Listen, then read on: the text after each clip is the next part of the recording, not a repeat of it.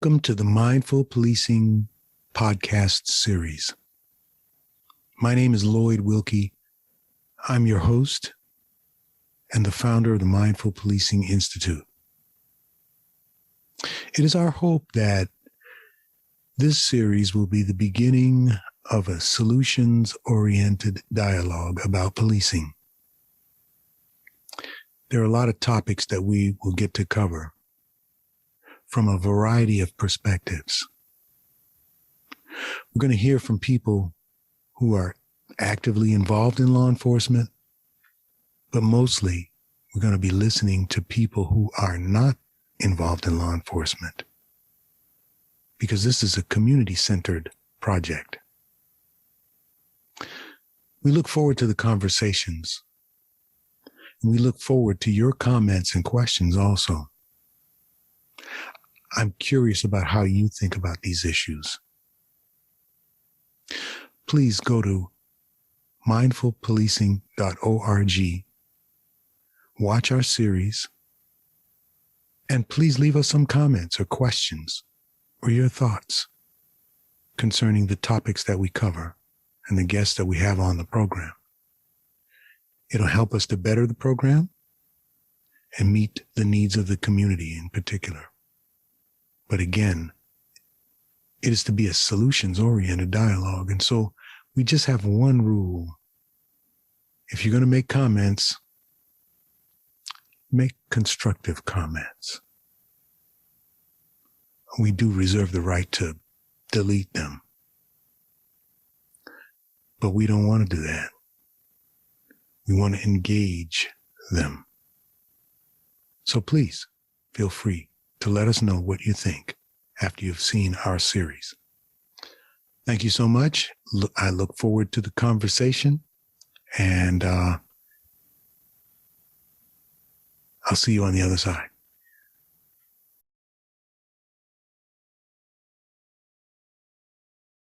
On today's program, I'm joined by Patrol Officer Shanette Hall and Lieutenant Ray Rice. They're both board members in the Ethical Society of Police. They're both employed by St. Louis County Police Department, St. Louis, Missouri. And they're both Black police officers. I asked them on the program specifically for that reason. I wanted to begin our conversation, our podcast series, from the perspective of Black people in law enforcement. I haven't heard their voices, and I'm looking forward to this conversation. We began the discussion on a personal note. I just wanted to get to know them and their motivations as they entered the law enforcement field. After that, we talked a little bit about the ESOP, the Ethical Society of Police, that represents the Black police officers in the St. Louis region. We broadened that discussion to talk about policing while Black in St. Louis. And it went beyond that too. We got into a lot of different areas that I know will interest you. So pay attention, buckle up. It's going to be a very interesting conversation. Thank you for joining us, and I look forward to your comments afterward.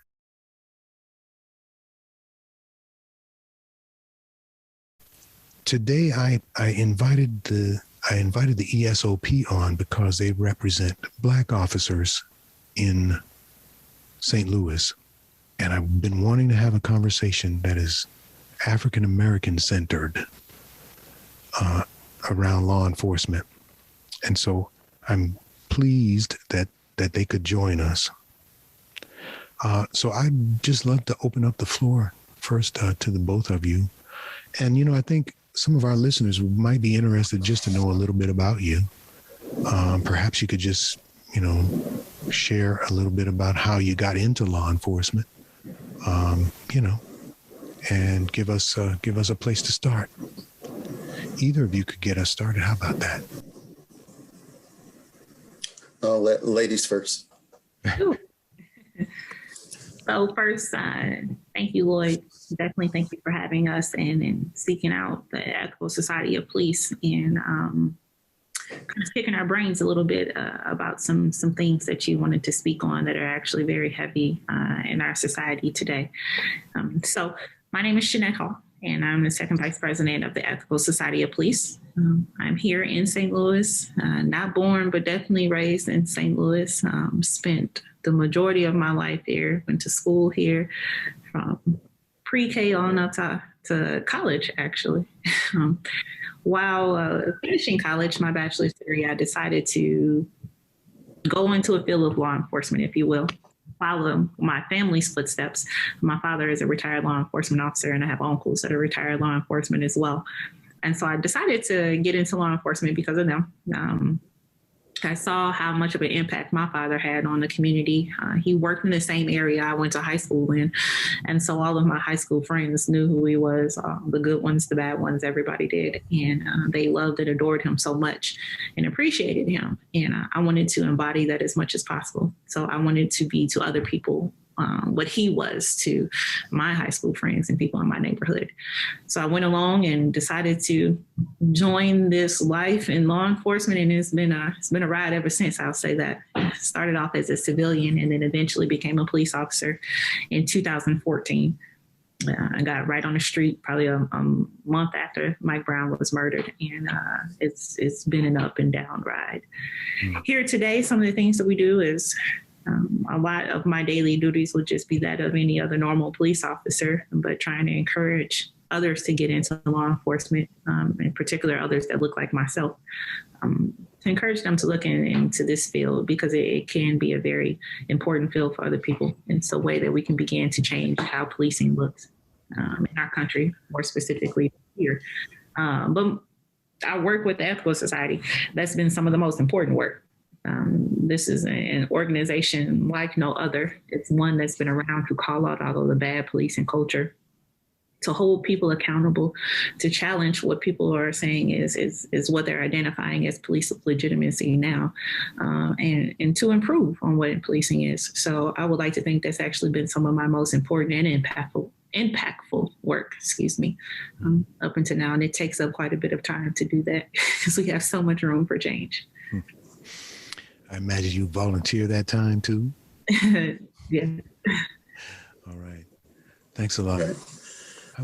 Thanks for actually giving us this platform. I'm sorry. Did I jump in too early? Oh, that was good. Oh, okay. So my name's Ray Rice. I'm a lieutenant with the St. Louis County Police Department. This is actually my 25th year.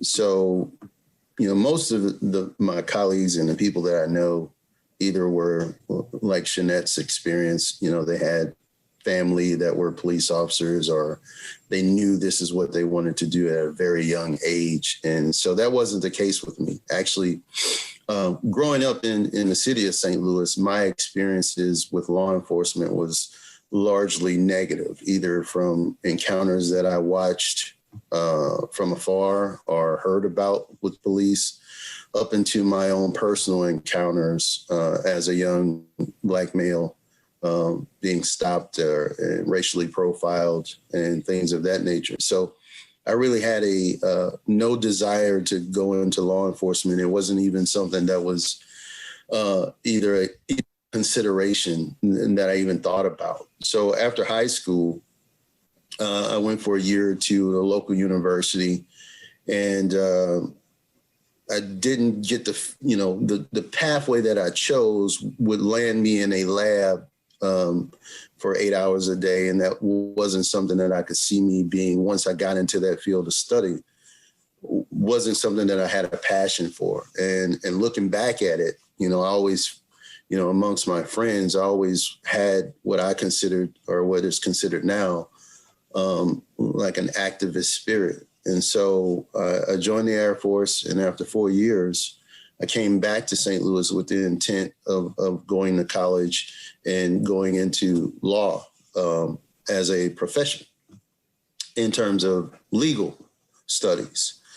And at the same time, I was working for Continental Airlines, and I was the only Black person in my department. And even at that moment, in the mid 90s, the perks of the job were good. I could fly anywhere in the United States for free and all those things. But going to work, dealing with that, feeling like I had to fit in, or as someone told me, learn how to play the game, wasn't something that I could see myself doing for a long term without losing my mind. And so one day I was actually supposed to head into work, and it was like an epiphany. Something suggested that I get into law enforcement. And I don't know if it was because I had recently, or not recently, I was close enough to Los Angeles. I was stationed in Las Vegas during the whole following the Rodney King fallout. And I remember watching all of that play out on television as we had conversations in my work element about law enforcement and the relationship with the African-American community. And I remember feeling like I had to defend Black people and our feelings toward law enforcement as a whole, because I was the representative in that sense. And so I wonder, as I look back on it, if that was, kind of the seed that planted that I could maybe be a force of change from internally, from looking back at the officers that I encountered and the behavior from them that I received. And so I figured I could be a change agent from internal. And so I joined the police department, and here I am 25 years later. And, independently, throughout my career, I've fought my battles as a lone ranger. Early on, even out of the academy, I was labeled as Little Malcolm in reference to Malcolm X and Reverend Rice. We have a local Reverend, last name Rice, here in Missouri. And so, they saw in me what I didn't recognize at the time that I had, in terms of, just came quite natural. Just to give you an example, in the police academy, and the course of instruction was about voluntary contacts, the constitutionality of contacting someone as they're walking down the street and engaging them in a conversation to solicit or to determine whether they were up to no good. It's what we term pedestrian checks. And so the instructor at the time had, he was doing a PowerPoint presentation. He had 4 or 5 pictures of individuals dressed in various different ways. A white man in a business suit. At that time, the skater trend of the baggy pants with all the little metal things on them. So they had a white teenager dressed like that. And long story short, a Black male with baggy pants on and his hat on backwards. And so and I'm in a room full of 36 future police officers. And the instructor was talking about how that individual's attire was indicative of gang affiliation. And so I raised my hand and I say, well, I dress like that outside of this police uniform. And it's quite irresponsible to teach police officers or future police officers that someone's attire is enough information to actually contact them in a way to begin to solicit information without any other information other than what they have on. Because what we're saying is that a particular fad of dress has more criminal links than some other. And you could have heard a pin drop in the room, right? And it was from that moment that I was labeled Little Malcolm, and didn't know until years later that I was placed in the proverbial little black book when a lieutenant of mine told me that was my reputation throughout the police department as being militant. And I hadn't even had, 2 years on it yet. And so here I am today trying to make sure that when I leave this place is better off than it was when I got here. And that's a huge, huge undertaking, but it's definitely worth the energy and the commitment. Thanks. Thank you.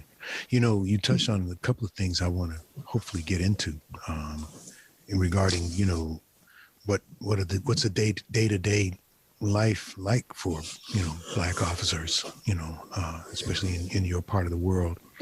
But first, I think I'd like to, maybe you could share a little bit about the organization that you're board members of, the Ethical Society of Police. Shanette started to tell us a little bit about it.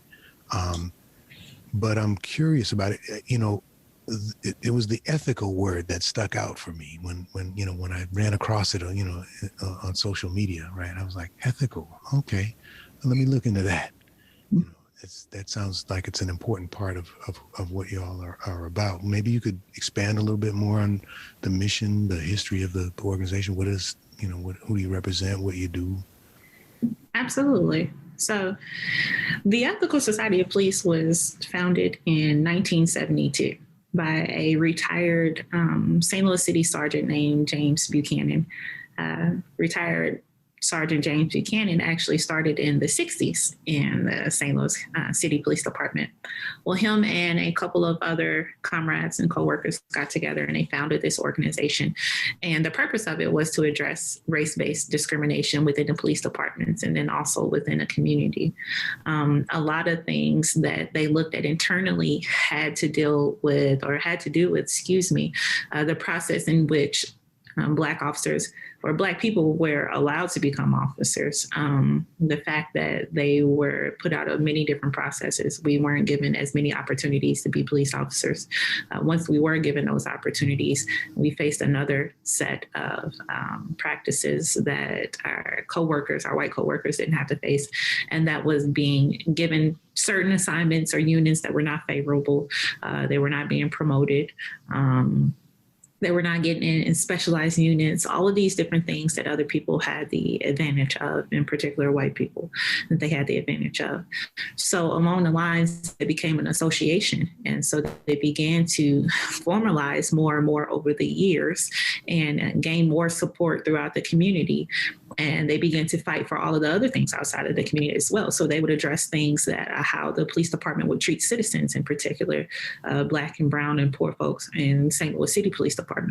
And so just as the years continue to grow, that's what we've done all the time. And you mentioned ethical, and we've always determined ourselves to be have a high moral compass and always do the things that are right. And just because something is law doesn't mean that it's right.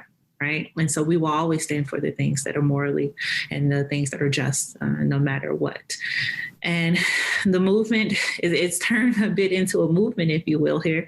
In 2018, the Ethical Society expanded. So they were only in St. Louis City Police Department for all their time. And then they expanded into St. Louis County because several officers within the county felt as if they needed a larger voice or a larger support system, if you will, to be able to speak up on the issues that also existed within St. Louis County Police Department. And so what we know is, as we're growing here now, that these things are not just specific to St. Louis, whether it be St. Louis City or St. Louis County. These are nationwide issues that occur. Policing the culture of policing now has been allowed to continue, and not only just continue, but thrive, because there has been no sense of accountability. There has been no one to come back and say, hey, that is wrong. There has been not many, let me say that, no one at all, but no one who has the knowledge and the know-how of the institution, AKA the police department, and also the will and drive and tenacity to change it. And so what we like to look at ourselves as being basically what one would consider in a courtroom, like subject matter experts, right? So we have that knowledge and know-how of in how the departments work internally and how messed up they are. And then of course, I mean, we were born Black. That's never going to be taken away from us. We are who we are. And so we bring that expertise out into the public and to let them know the things what is going on internally in the police department and how they can change those things. The Ethical Society has been growing here lately, I would say probably over the last year. Earlier, you mentioned that you had a bit of rough time trying to find some Black officers who wanted to speak up, right? And so that's never been an issue of ours. But what we have been seeing is that over this last year, when we're looking at the protests for George Floyd and Breonna Taylor and so many more, quite a few people are looking at us and seeing what it is that we will say, because they know we have the courage and the bravery to do so and to say what's right. It doesn't matter if we say it alone, as long as we say what we know is right. So the Ethical Society has been going strong, and it's going to continue to grow. But we're here for the service of other people. That will never change. Thank you. Thanks.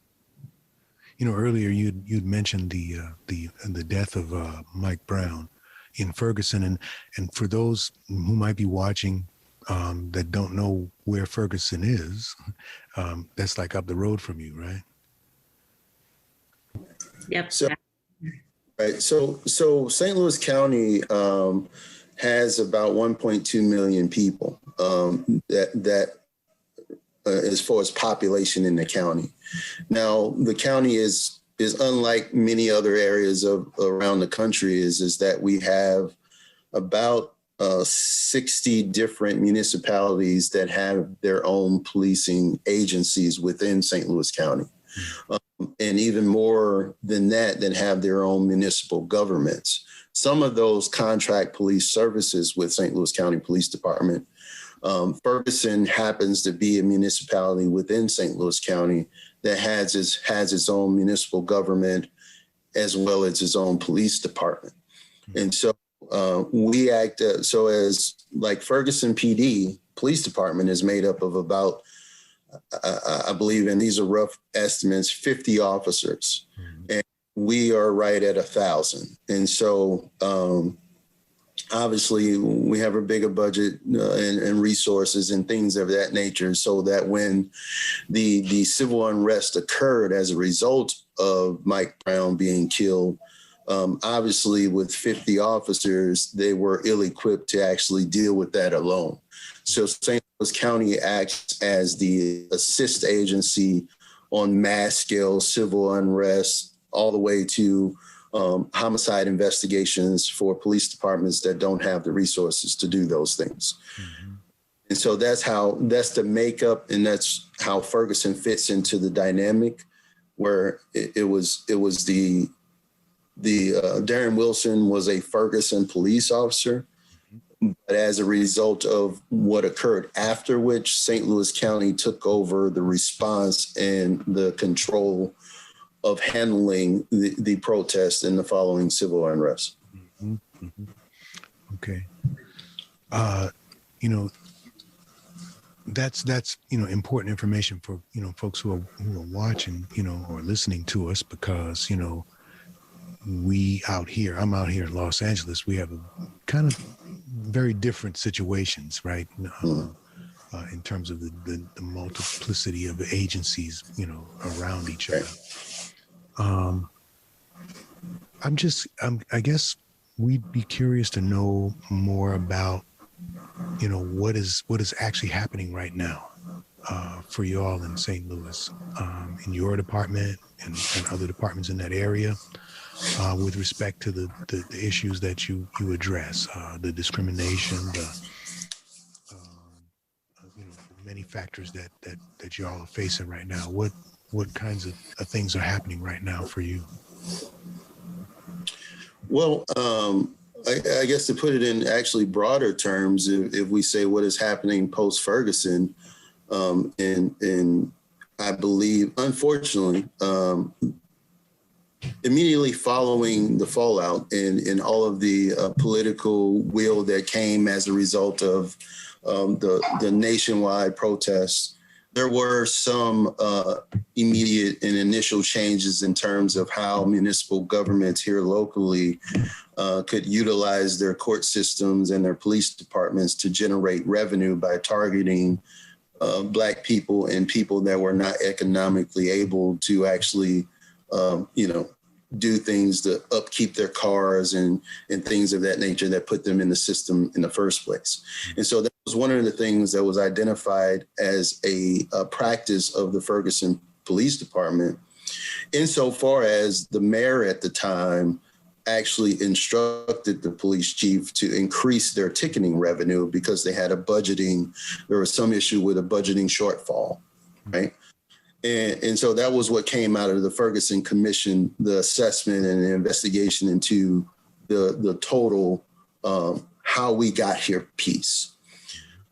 And then you have the will under the Justice Department under Barack Obama that you had the federal pressure for change. Unfortunately, with the election of Donald Trump, by and large, police departments across the nation, even here, basically went back to business as usual. They threw away the President Obama's 21st Century Policing Task Force recommendations, and they went back to doing what they always did under the support from the president and a Justice Department that was pro-police by fault of not holding bad policing accountable. So we have seen the byproduct of that, right? Where in the absence, and unfortunately, it seems to always take some type of tragedy. So prior to George Floyd being murdered in front of us, there was the blatant back to business as usual. Now there seems to be what I can call finger painting and check the box as to give you an illusion that we are actually attempting to change, but there's no real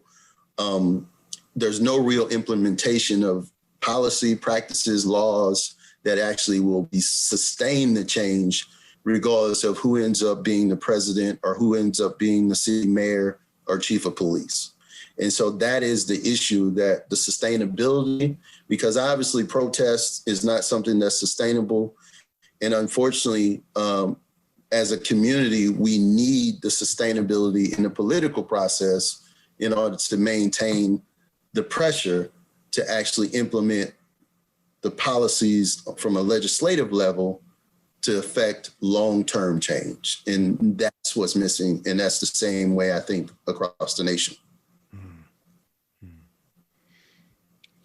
So Shanette, what would you add to that?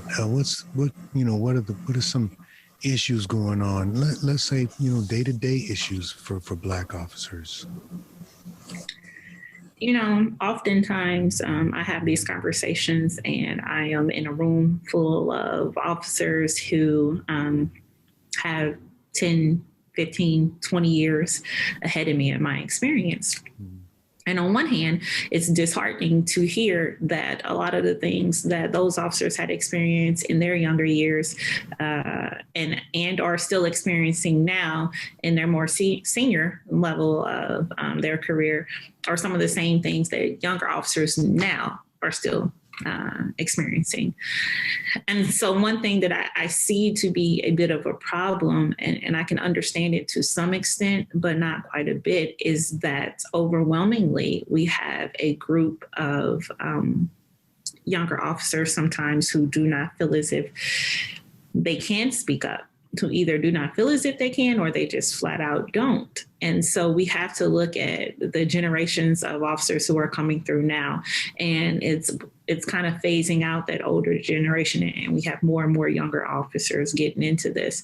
And so we have to make sure that they are equipped with the the empathy, even though we can only teach it so far, the strength and the ability to recognize the things that are wrong, even if it's as something as small as an officer making a comment that's inappropriate and not correcting them, or if it's as something as major as what we witnessed with George Floyd when one of the younger officers was paired with Officer Chauvin, and he did not interact. He did not stop what was occurring.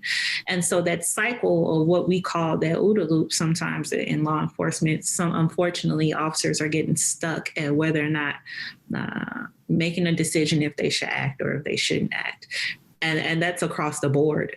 That's here. We've seen examples of that here in St. Louis. We've seen examples of that in other parts of Missouri, across the country, from the East Coast to the West Coast, up north and down south. It's happening. And how do we get to the point of where we can show them and tell them, like, hey, when something is wrong, you need to speak up. And so the most simple form or answer to that question would be if the leaders would begin to lead by example and to do those things. And so we began to have more chiefs, more police commissioners who showed undeniably showed that lack of tolerance for these issues that are happening over and over and over and over again. There is going to be more people who are murdered, and by more minorities who are murdered at the hands of police departments, because we don't see the change that we are needing to see.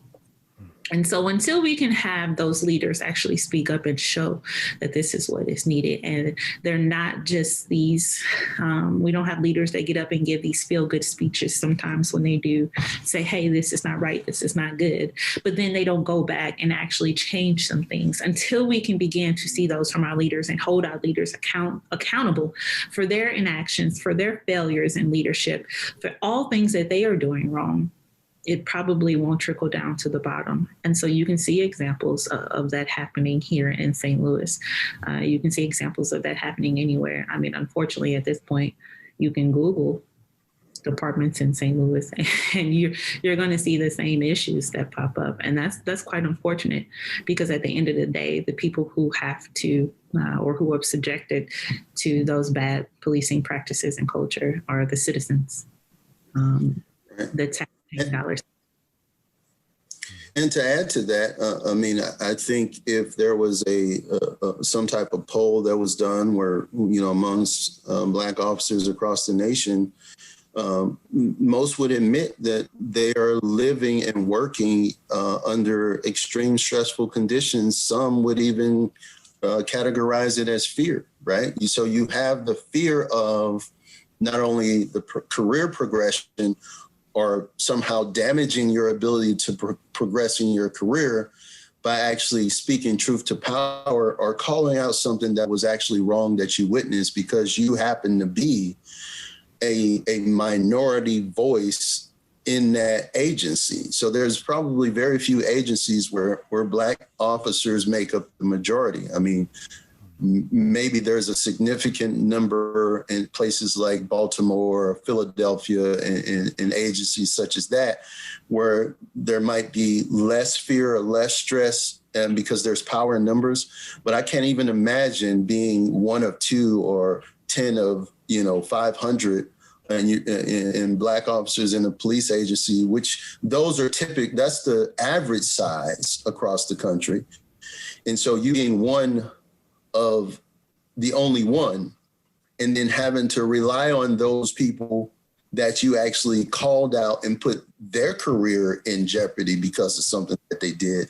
Now you introduce the true fear of safety. Will the other officers even respond at a time of need when you're at duress or you're actually in a physical fight and you actually need assistance? Will those colleagues of yours actually come to your assistance as a result of what you did by standing on the side of what's right and calling it out?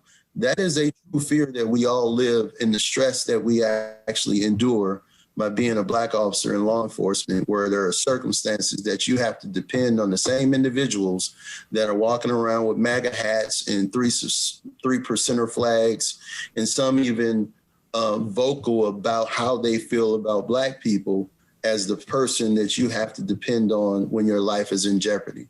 Imagine that. Yeah. Let me just take that in, because I was going to say, brother Malcolm over here, he's on the 30-yard line with his career, right? He's about to score his touchdown and make his exit. But Sister Ella Baker over here, boy, they must call you little Harriet Tubman or something, right? Hey, I gotta lead my people. How I mean, what, how does that translate into your day to day? I mean, I think, do you feel like you have the support around you? That's a good question. And it has a two-part answer. Myself, if I'm asked, do I have a support? I definitely have a support circle. I mean, you see part of my support circle even here now.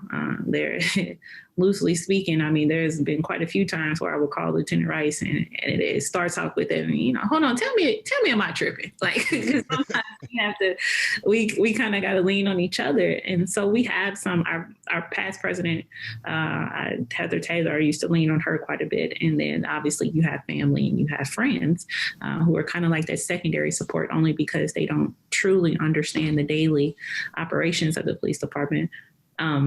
But as we begin to look kind of a little bit more widespread, yes and no.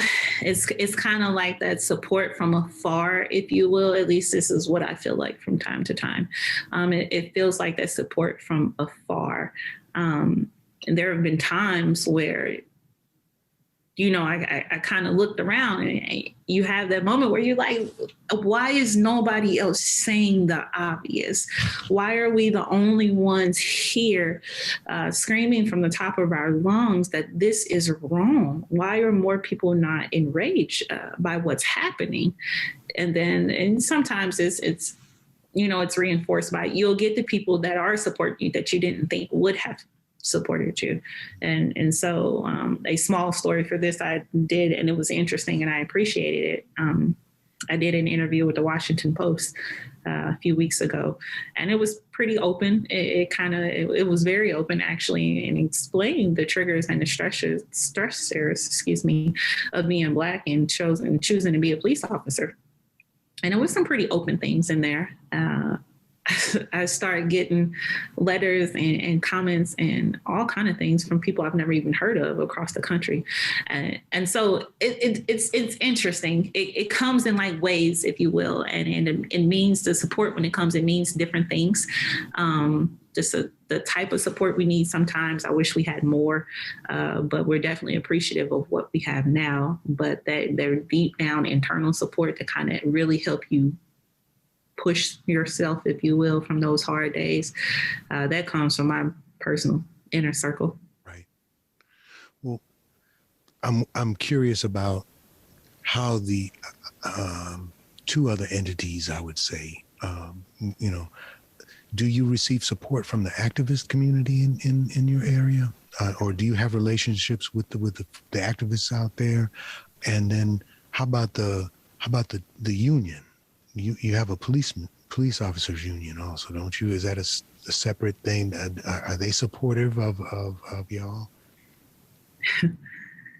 So we do have people in the activist community, because what you'll see sometimes is, yes, they'll support the person, but they are aligned and supportive of what it is that we're calling for. And so that's where we begin to get connected, is that we all support the mission, right? And so there's different, like I said earlier, there's different kind of support that you need. And so when you have entities come together, whether or not, if they're ones that you would have thought would have came together at first, but if they're members from the activist community, there's activism in what it is that we do. So if we're all striving for the same goal, for betterment of our people in our area, then absolutely, we'll band together and we'll do those things. Mm-hmm. The latter part of that is, you mentioned support from the union. I'm just going to give you a simple answer and say, not really. It depends on what it is that we're addressing and what type of support we're talking about. But a simple answer would just be not as much, not what you think, for sure. We don't have the same goals. We're not the same. Mm-hmm. Yeah. Lieutenant Rice, anything to add about, relations with the community, with the perhaps activists or the union? Right. And I'll say this is also something that I'll relate back to the day in the life of a Black officer, right? And so I do have to. I have my moments where I feel like the song "Don't Push Me" because I'm close to the edge, and so I do have those moments. And fortunately for me, having 25 years, I got a lot of vacation time that I can use to decompress, and I do that. But when I see, I actually think there is not enough support or adequate support from the community, from the what would you call it, the activist community, as well as the social service agencies and the religious or preachers coalitions. It often feels fair weather when I mean, when there's cameras to be had and when there's a lot of hype. The work is to be done after the massive tragedy, the funeral has been, and the national media is no longer covering it, is when the work needs to continue, right? And then that's when we see the interest in the activism and the assertiveness that we actually need fall off. And so when you have members of an organization that is internal, that is aligned with or supposedly aligned with the same mission and goals of all of those other social service agencies, activist agencies, preacher coalitions. And when we have someone and when we're saying that we need your support, whether it's as the Ethical Society of Police or as Shanette, who is now being retaliated against because she has been speaking out and speaking truth to power on behalf of the community that you all support, where are you? And so we are often feeling like, where are you, right? Because you can't have it both ways. You can't say, where are the Black officers that are speaking up about these injustices? And when they do, you don't have their back. And so that sends the message to everybody else that would even have the courage to begin to cross that line and speak truth to power, that I will be left on that other side of the line by myself. And it's unfortunate that is our experience here locally. I don't know if that's the same experience that other organizations and other Black officers across the nation is experiencing, but that is what we see. And then the game has really gotten tough in terms of strategy. When you talk about whether it's the NAACP, Urban League, or whoever, all of these organizations are competing for the same financial contributions, right? And who are the people that are making the contributions? So oftentimes those same people dictate how loud you can be and what stance you can take. And if that stance somehow impacts some type of political benefactor of theirs, then you see crickets or you hear crickets. You get what I'm saying? And so that is also a challenge. So we want to, when you bring it back to standing face to face with other Black folks that are just as outraged as we are, and we just happen to be police officers, and them attacking us and not at the same time supporting us, it's like, how dare you? I'm actually here because I give a damn. And I need you to give a damn about me as well. And so that's what we need. Thanks. I have to tell you, my heart is palpitating. Just thinking about, the various pressures that come from, various sectors and so on. Mm-hmm. Wow.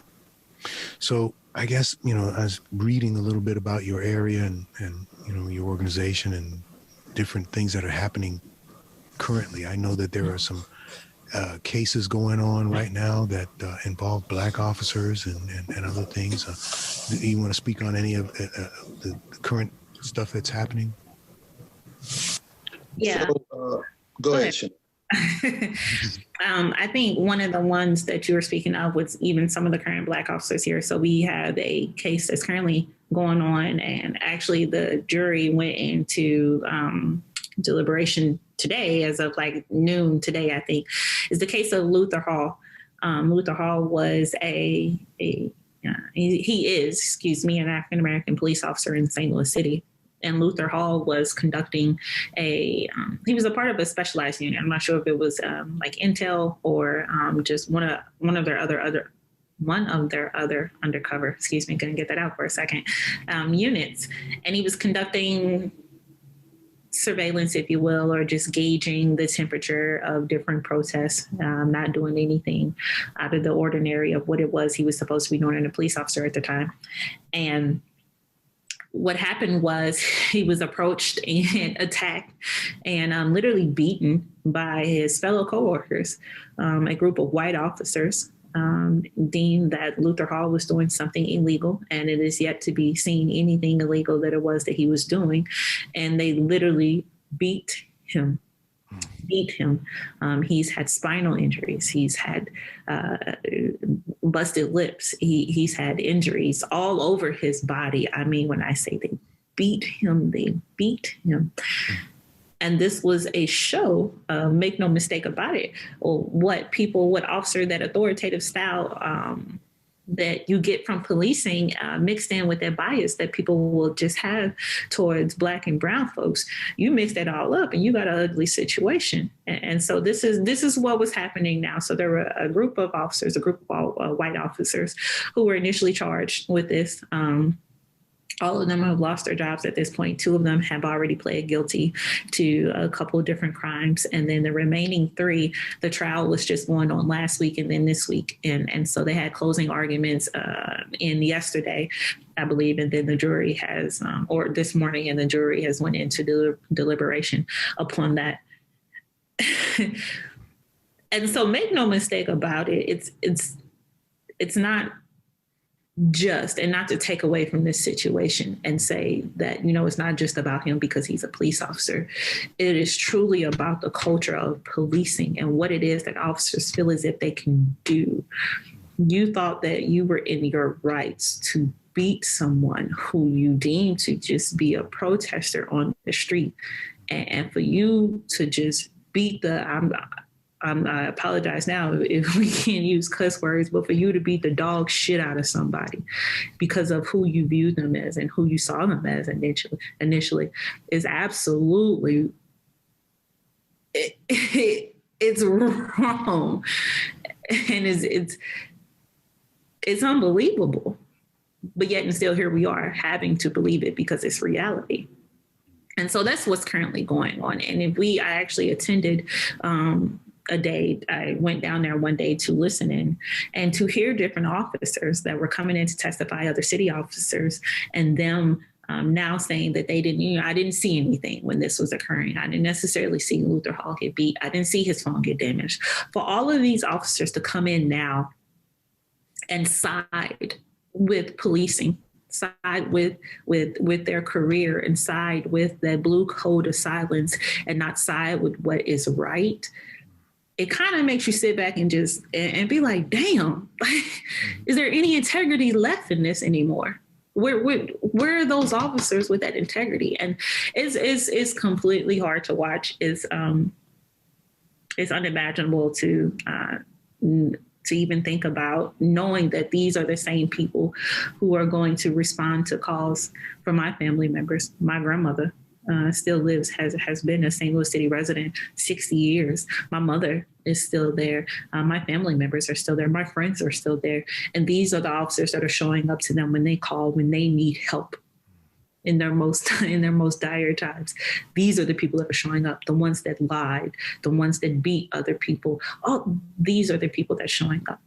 If we're not frightened by this, if the activist community is not frightened by this, if politicians are not frightened by this, if civic leaders are not frightened by this, if CEOs are not frightened by this, the CEOs of Enterprise and Centene and all the people who pump their money into St. Louis, if they're not frightened by this, what is the fate of St. Louis? Thank you. Wow. Anything more you'd like to add, Lieutenant? I'll chip in just a little bit because it was something I read recently that had some sort of similarities to what we're dealing with here. We have a newly elected district attorney who is trying to enact some reforms in through his department, and he is receiving quite a bit of flack from the police department and others who are not in favor of his approach. Don't you have some similar thing going on with a prosecutor in your area? You're speaking of Kim Gardner in the city. Mm-hmm. I'll let Shanette answer that question. Okay. So what we have now, I'll say we just because in St. Louis, so we have Kim Gardner, who's the circuit attorney for the city of St. Louis. Kim Gardner, a special about her was actually just aired, or about her and her experiences were actually just aired on a portion of 60 Minutes. I think it came on last Sunday. And it talked about all that she has had to endure since her time as a prosecutor. Kim Gardner was overwhelmingly voted in by the residents in St. Louis City. I mean, by far, she was voted in. She was definitely the people's choice at that time. And she is trying to enact quite a few different laws, but procedures that are within her realm as a circuit attorney. And she's received extreme pushback. Police departments are not always going to agree with prosecuting attorneys and the circuit attorney office. But what we have to agree and acknowledge is what Kim Gardner has had to endure as a Black woman who's a circuit attorney. She's received hate mail. She's received hate voicemails. She's received commentary about people wishing that she would hang from a tree or people wishing that she would die, just calling her the N-word. I mean, just over and over and over and over again. She has had an very open battle with the union that's actually in St. Louis City, and it's called the St. Louis Police Officers Association. So the SOPOA with their president. She's had extreme issues or like pushback, if you will, even at the state level from former Governor Eric Greitens, who is now running for U.S. Senate spot. And she was the one that was kind of leading some of the charges on prosecuting him, or leading the charge, if you will, not the formal charge, but the charge of people trying to go through and prosecute this person. So all that she has endured, and we cannot sit back and say that her race has absolutely nothing to do with it. That would be foolish to say. All of these things that she is currently enduring is absolutely ridiculous. It's hateful, it's uncalled for, it's ugly, it's nasty, stupid, all of those things that you can think of. Yeah, thanks. You know, you paint a very colorful picture of the situation in your part of the country, but we also, you mentioned earlier, these are not things that are isolated only to St. Louis. There are many parts of the country that are probably dealing with one or more of these various things, and I think having this dialogue really kind of opens it up, you know, and perhaps we'll be able to expand this conversation across the country, right? Mm-hmm. I guess I guess being somebody who's involved in police training, right? This is kind of this is where I come into the thing. I'm interested in asking you all if you could think of any things that I should be thinking about as I work through creating curriculum, as I work with officers in the field, as I work with, training officers. What things are, from your experience, missed from police training? What things need to be included that haven't been included? What should be different about police training? What should police look like? What should it, from the ethical standpoint, what should we be doing?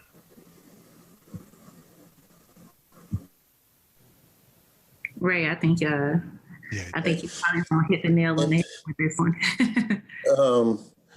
Man, that is obviously this is not something that we can train ourselves out of. And so I'll start with that, and then I'll get to the training that I think that we could begin to address some of the issues that we are seeing. And so obviously we have to start from where it begins. And so in the hiring process, and when you think about training and how I see it, right, you can change a person's actions if their actions are rooted in a lack of knowledge, if they're ignorant to the ways or to the issues and they're behaving as a result of a lack of knowledge. You provide knowledge, you're likely to change the behavior.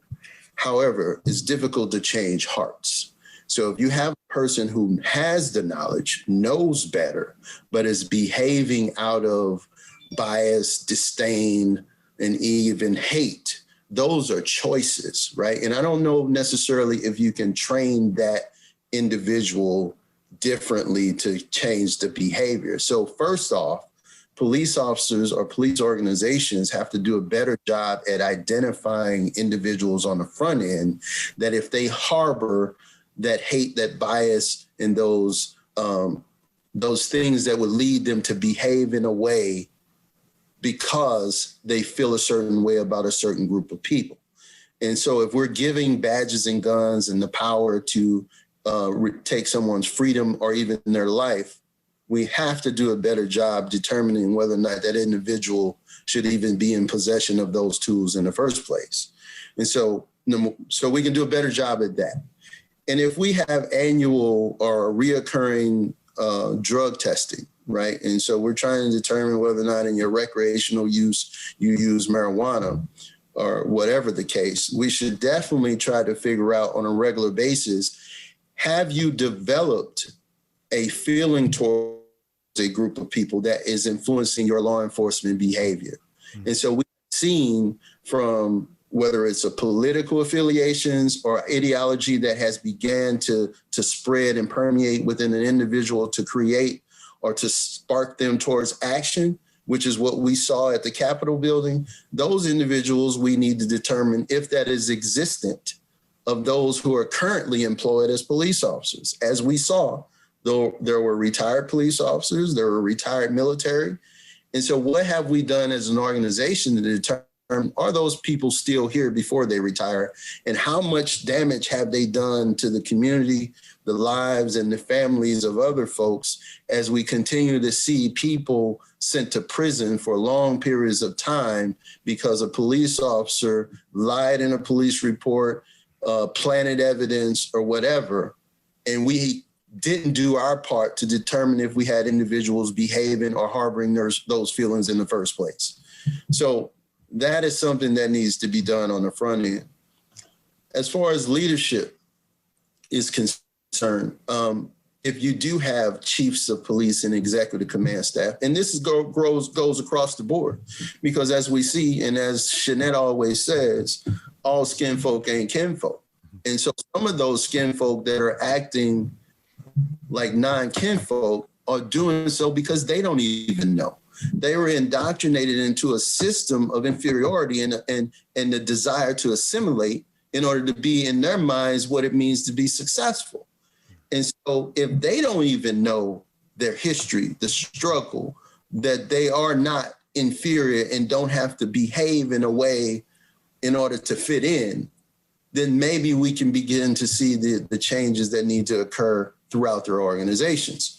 So when I talk about not knowing, this is across the board, right? Our public school system does a horrible job teaching us that we were kings and queens, and why that is important, right? And especially when you talk about a career field such as law enforcement or in the medical career field, because those biases play out and impact folks' lives in a way that other career fields don't. So as we see in the healthcare system, right, Black and brown people are less likely to receive the same level of care than their white counterparts because the folks that are charged with administering the care harbor those biases and make decisions based on those. Same happens in law enforcement. And so if we can begin to teach people as they come into this career for? Why is it that the community, the Black community in the first place, harbors this distrust for policing and the criminal justice system? Many of them don't even understand. They don't know why we're protesting, right? It, actually hear people, why are they out there protesting about that? I've actually heard an instructor recently say, I work in an organization in North Carolina. Why are they protesting in North Carolina about something that happened in Minneapolis? That tells you that he has no understanding in context or cultural context as it relates to the Black-Brown relationship between law enforcement and the criminal justice system. So if they have no idea, you can't build empathy and change their mind about the decisions that they're making that impact the community that they're supposed to serve.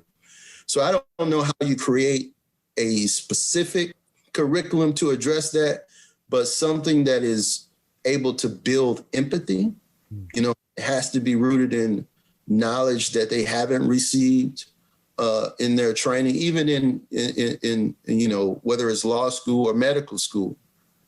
I mean, I just saw recently, as of last year or 2 years ago, in a medical book, how it talked about how Black people had a higher pain tolerance. Mm-hmm. Therefore, our pain was not treated in an effective way as it was as our white counterparts. Mm-hmm.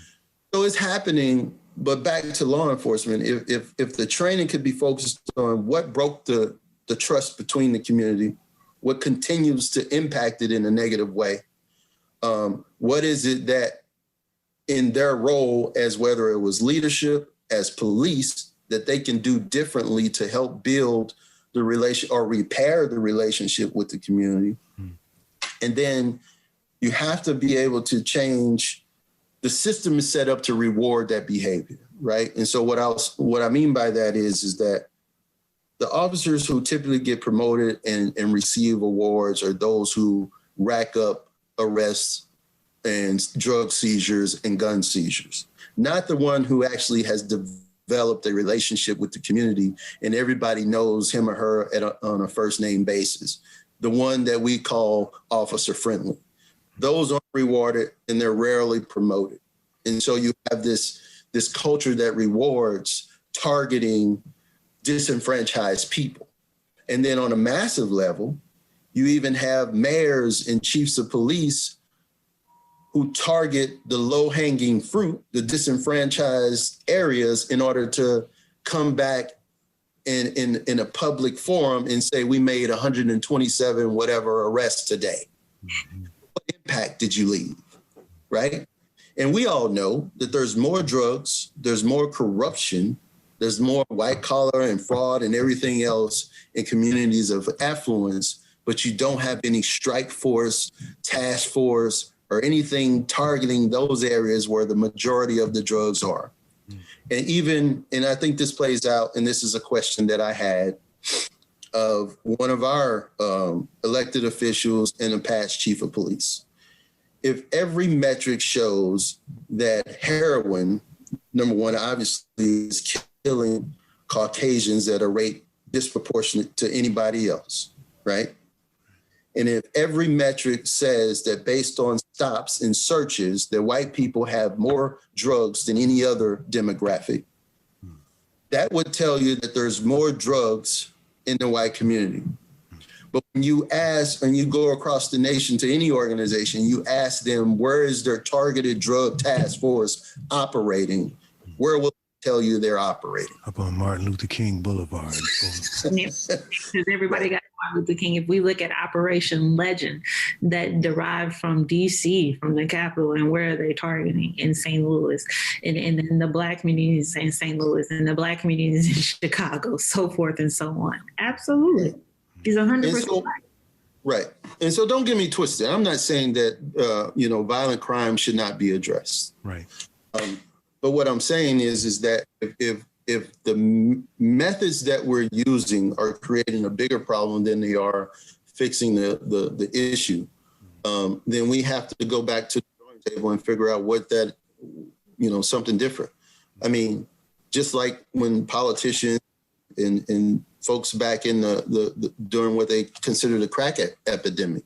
And they came up with the crack versus powder law, right, as a harsh deterrent, as they thought it would, to the possession and the sale of crack. But what it did was it increased the number of fatherless homes in the prison industrial complex by tenfold. So at some point, we have to do things different. Well, I don't know about you, but I'm actually having a really interesting time with this conversation. I think I could, I really could sit here and talk with y'all for the next 2-3 hours. There's a lot. I mean, yes, it is. I mean, I'm getting all this wisdom from Malcolm and all this inspiration from Sister Tubman over here, and I'm feeling like we could talk for hours, and I'm sure that right. Anybody who's listening to this conversation would probably have questions and other comments and would want to know more. How would folks be in touch with your organization to get more information? Absolutely. For sure, you can contact us on our main social media pages. That is where most people contact us and send us questions, comments, concerns. On our Twitter page with the Ethical Society of St. Louis, and then the same thing on Facebook as well too.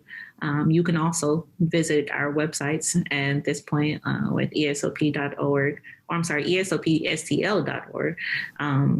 You can definitely find us on there, but I mean, we're living in 2021. A quick Google search will probably point you right to our DMs on Twitter and Facebook probably. But we try to answer those questions as best as possible. Our board checks our messaging boards as frequently as possible. I mean, it's getting to a point now where people are looking for the same wisdom that you said you've received today from not only just the country, but even some folks outside of the world, across the world, excuse me.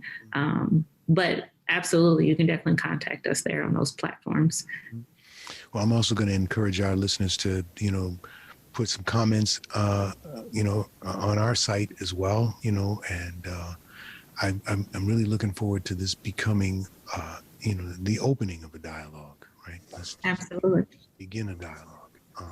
And, what we're really interested in is not dialogue just for the sake of dialogue, because, I've had enough of that. Yes, absolutely. What we need people to have is that knowledge and that know-how to begin to demand change, because at this point we're tired of asking for it, and I'm not sure we should continue to ask for it. What we know historically, when we look at the people's movement, those in power who have most often been white people, they have not done anything for the betterment of minorities because of the kindness that exists in their heart. They've done so because they've been forced, they've been pushed, they've been made, they've been required. And so that is something that we have to remember, is there is more power in our voice than what we realize. There's more power in unity. There's more power in the strength. There's more power in the knowledge of how to navigate this system. I encourage everybody, if they want to know how police departments, what it is that they have to adhere to, you can start by looking at your state level entity that is in charge of mandating the training and the standards for police departments in your state. Most people will call them something along the lines of POST. Here in Missouri, we call it POST, which is the Police Officer Standards and Training. And it's all of them will have some type of commission or board that gets together, how often it is. And it's people from across the state who have been appointed there by the governor to say what type of things police departments should be doing. And so if you feel as if it's something that's different, see if you can participate in those. Then see if you can become a commissioner on that board or a member on that board. See if you can have your state representative contact them. See if your state representative even know what a post or commission board is, because half of them probably don't. We have to start holding people accountable. And it's not just the police chiefs, it's those people that are sitting their butts in those chairs at those tables, and they taking up space and they ain't saying nothing. Right. So I was actually thinking about closing, but you brought up another point. Oh, we got all day. How much time you got? How much time you got? I was thinking. I was curious about civilian oversight. What types of does that exist in your area? I mean, we have. I'll tell you that in LA, we have. We've got the sheriff's department, and we also have the LAPD, and they have their own different forms of civilian oversight, allegedly. Mm-hmm. What's happening within your jurisdiction?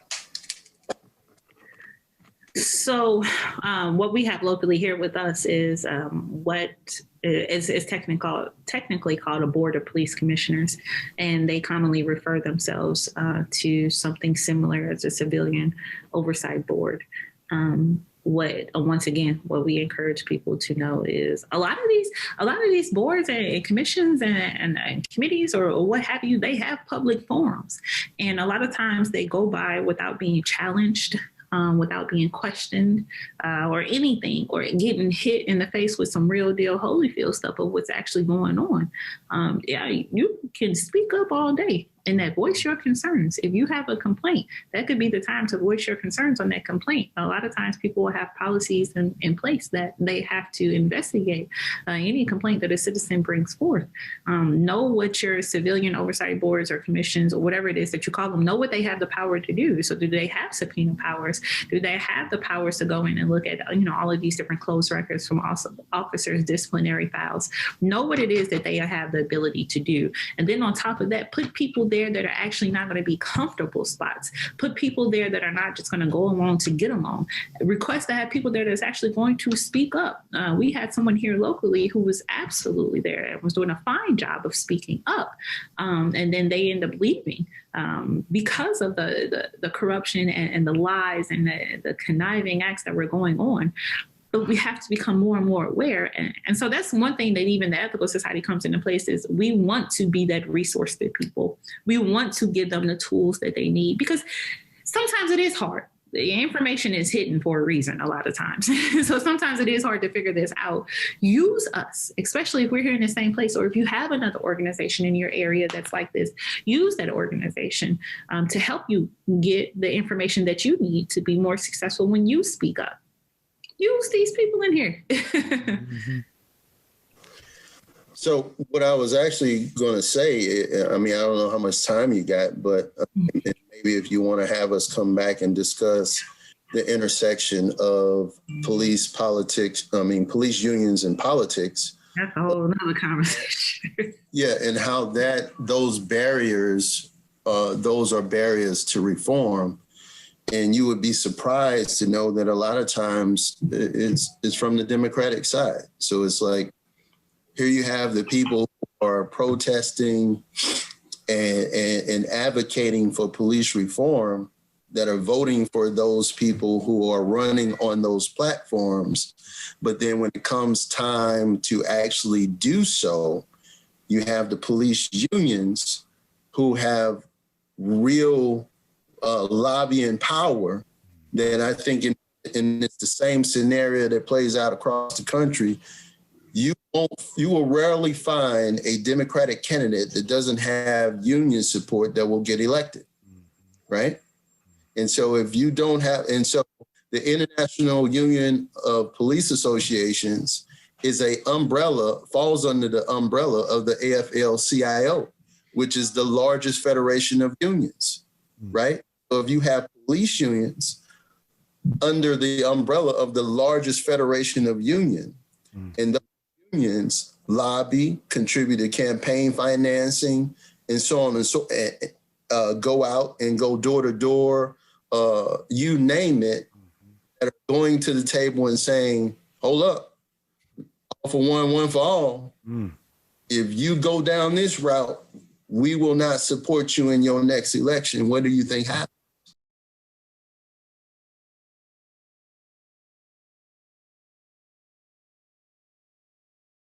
Well, I promised you a thought-provoking conversation for this last hour, and I think we delivered on that. There's a lot packed into that conversation that we need to unpack. If you have comments, questions, please feel free to drop by our website at mindfulpolicing.org. That's mindfulpolicing.org. I believe I'm going to have those guests back onto the program once again. I think you'll agree. And when I do, I'd love to be able to include your comments, your questions. I look forward to the next program, which will also bring a very thought-provoking hour. I promise. Thank you so much for joining us, and see you next time.